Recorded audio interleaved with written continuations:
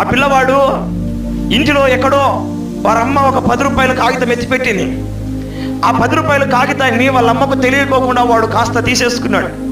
తీసుకుని వాడికి కావలసిన చాక్లెటో బిస్కెటో మరొకటో కొనుక్కొని తినేసాడు. ఇప్పుడు అదే తల్లి మరలా వెళ్ళి ఆ 10 రూపాయల కాగితం నేను ఇక్కడే పెట్టాను, దొరకట్లేదు. ఆ పేపర్ల కింద వెతుకుతుంది, ఆ డబ్బాలు వెతుకుతుంది, అయినా ఆ 10 రూపాయలు దొరకపోయేసరికి అడిగింది, రే ఆ 10 రూపాయలు నువ్వేమైనా చూసావా? ఆ 10 రూపాయల కాగితాన్ని ఇక్కడే పెట్టాను, నువ్వేమైనా చూసావా అంటే వాడు అంటాడు, అమ్మా ఆ 10 రూపాయల కాగితం అనేది ఎలాగుంటుందో నాకు తెలియదు, అసలు ఆ 10 రూపాయలే నేను చూడలేదు, అసలు నువ్వు ఎప్పుడు పెట్టావో ఎక్కడ పెట్టావో నాకు తెలియదు, నేను చూడలేదంటాడు.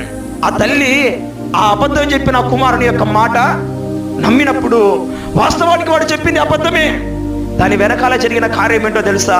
వాని తల్లిని వాడు మోసము చేస్తున్నాడు.